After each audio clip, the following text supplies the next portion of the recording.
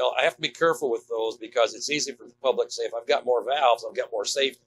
Well, the dynamics of a gas pipeline rupture, first of all, you've got to close the valves. That in itself can take some time. And then even after the valves are closed, the laws of thermodynamics kick in. Even with a 24-inch full-bore rupture, it doesn't drop pressure immediately. So the flames and the heat are going to generate for quite a while. So adding more valves will help me, but that's not the primary safety. The primary safety is, what are you doing as a pipeline operator to avoid the threats in this specific location to this pipeline potentially going to rupture sometime in its future?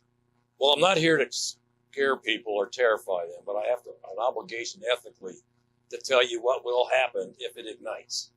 And not all gas pipeline transmission ruptures ignite. But when they do, and they can generate their own ignition source, all right, for various reasons. They produce, especially a 24-inch, getting up in a larger diameter, it'll produce a large fireball or multiple fireballs, multiple levels of explosion for various reasons, and I won't go into detail. But it has very high explosive forces, but more importantly, very large heat flux radiation.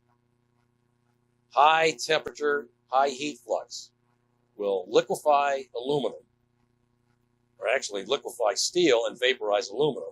And I don't have to get into details what it'll do to the human body. Over great distances. The heat radiation goes at the speed of light. That's what actually, the explosive forces dissipate with distance quickly, depending on the congestion. But the thermal radiation travels at the speed of light, and it travels quite a distance. That's what affects the impact zones. The actual impact, not the potential, the actual impact zones.